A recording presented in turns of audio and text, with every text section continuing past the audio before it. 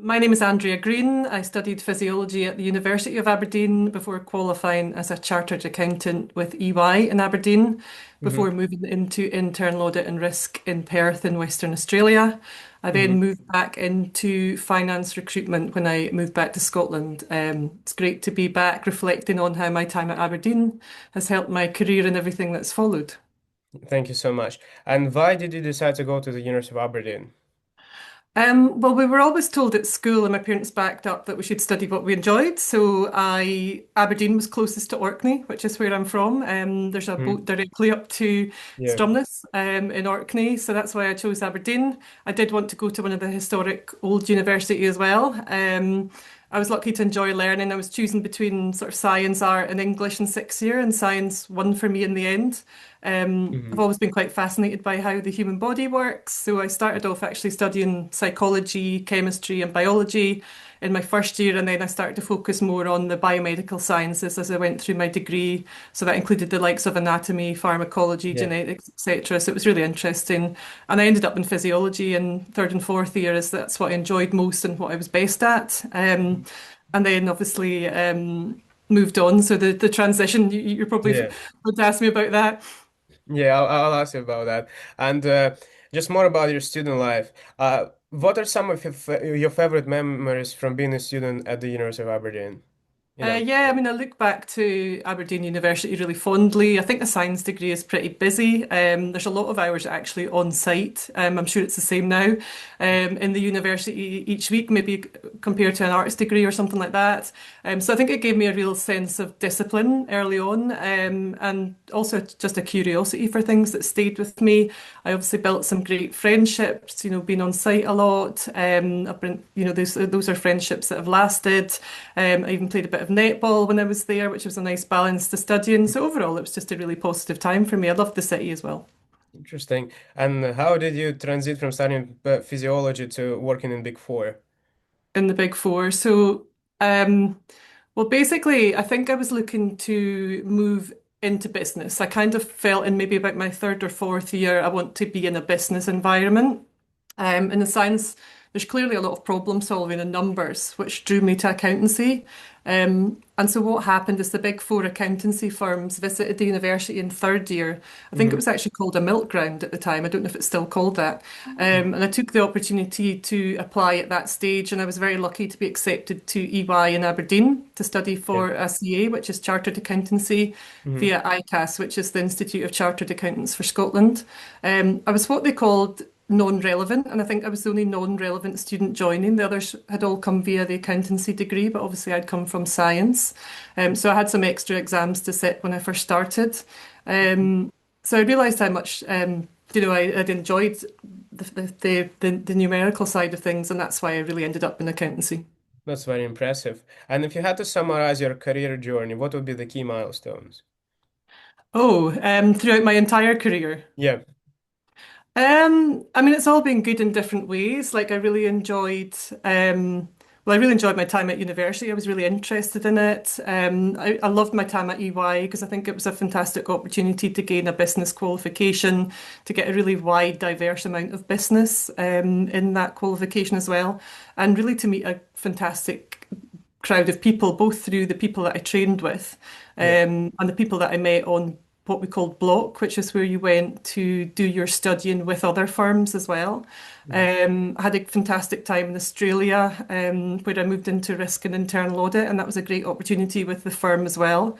So we actually left the UK partnership to join the Australian partnership. So there was an Mhm. element of networking to be able to do that. And then obviously I took the leap into recruitment, which has been great as well. And I've used my accountancy and finance because I work with qualified accountants and what I do in recruitment now. Yeah. And what made you to transit into recruitment? I think I've really enjoyed the people side of things. So with EY, I had a fantastic grounding in finance and client service, but I found myself drawn to the people side of things. I actually got involved in recruitment and training at EY, and I knew that I really enjoyed that aspect of the role.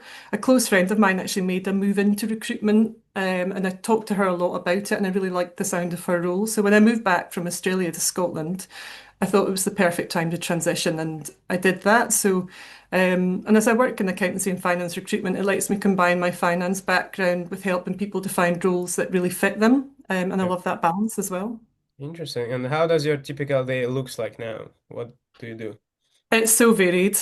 So for the last 2 years, I've been a director at Wilkinson Associates. There's an element of oversight of what the business is doing, but split into the day, there's a lot of networking, business development. We're at the moment looking at AI quite a bit and how that's impacting recruitment and how we take it into our own business and work with Mhm. it. Then there's actually working on roles, and I work across a few different areas. I do contracts, I do internal audit and risk recruitment permanent, and I also do the developing not-for-profit desk as well, permanent.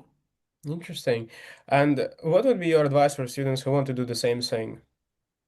Do you mean recruitment or do you Yeah, mean accountancy and recruitment. finance? Recruitment. Recruitment.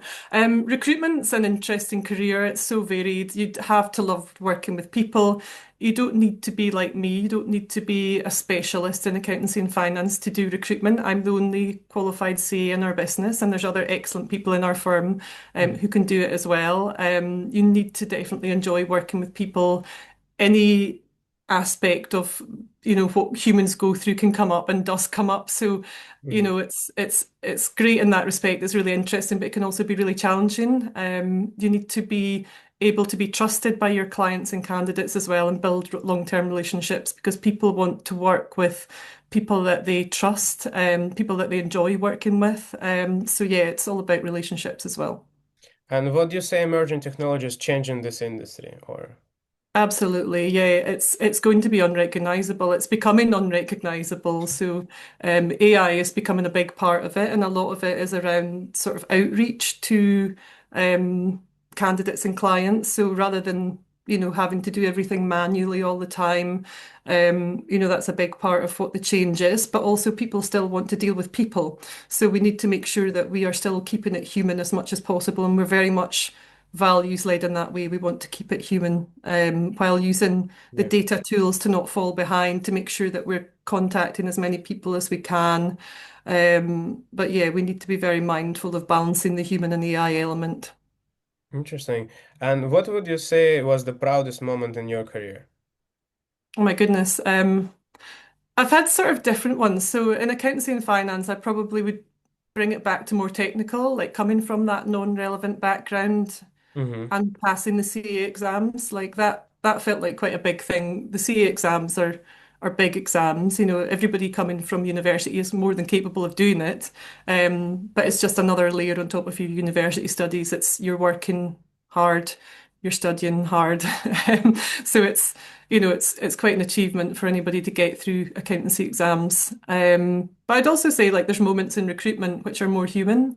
Like I've helped people move from overseas. There's not so much sponsorship at the moment of people coming from overseas, but I have in the past helped people move directly from South Africa, Uganda, etc., on sponsorships, etc. And they have been so grateful. It's really been completely life-changing for them. I keep in touch with a lot of them, but I just love being part of those moments as well. Interesting. And how can somebody start career in recruitment? How does it work? Are there any like graduate schemes or how do you progress within the firm? How does it work? Yeah, so in Scotland particularly, there will be one or two big agencies out there who will probably have graduate training schemes and a certain amount of intake. It's more likely recruitment tends to be sort of more medium-sized and smaller size. We're an SME in Scotland, so our intake won't be every year, but it will be occasionally. So I think we just went out via the job boards. When we last hired a graduate, we did an interview process. There were certain things that we were looking for, but yeah, I think you can just look out probably on the job boards, LinkedIn, or if you were interested in joining a bigger firm, you could probably contact them directly to see how often they have an intake in Scotland. Yeah, interesting. Thank you. And are there any books or podcasts you would recommend for our students? It can be career or non-career related. Maybe there are some books which just motivate or inspire you.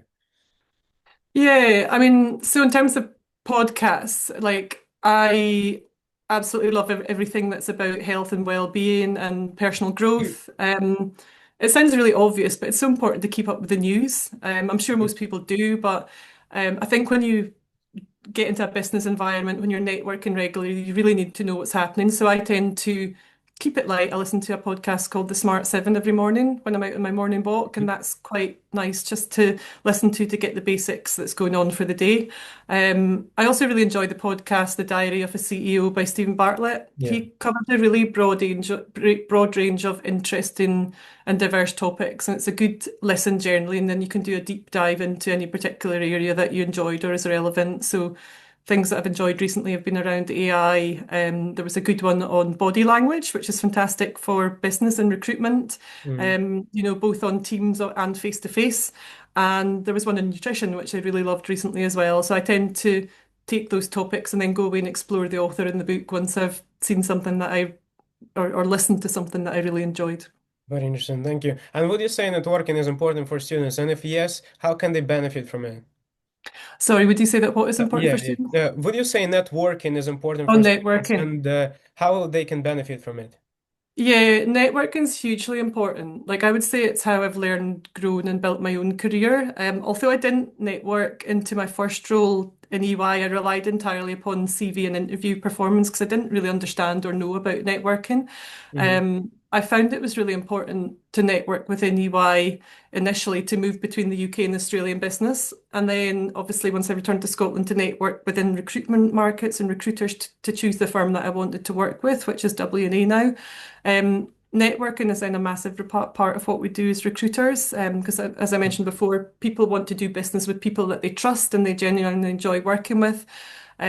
So what I would say in terms of networking for students, if I were to look back to it, would be like use LinkedIn as a tool to start working and never sort of turn down opportunities that come towards you as you never know where it'll take you next. So the more active I've been on LinkedIn, the more people reach out. So whether it's been business related, like new candidates or clients, or whether like CA Magazine reached out to work with them on Yeah. some advisory articles, or I've been asked to speak at an internal audit conference, attend business networking events. So I think the more you're on there commenting on other posts and putting your own voice out there, whether it's sort of the personal branding or whether it's, the business insights, both are really important. Yeah, interesting. Thank you so much. And last two questions. There are a lot of students who are struggling with stress due to academia or personal things. What's your advice how to navigate stress at university? At Yeah, that's an interesting one. And like mental health's really important to me. Like when I was starting out in my career over 20 years ago. It wasn't massively talked about. It was more about just working hard. Mhm. And I think through COVID and beyond, like mental health has become prioritized, which is Mhm. fantastic. And it's something that I like to champion through my own LinkedIn posts and through my own interactions with candidates and clients. I think specific to students and young professional, I would say like set your boundaries early. Um, Make time for both rest and movement, both of which are really important. And like don't underestimate the value of talking to mentors and peers as well, because speaking to people is so important. And then small and consistent habits, make a big difference over time for things like the exercise, rest, etc. Interesting. Thank you so much. And the last question is, what advice would you give to your younger self? Oh, that's an interesting one.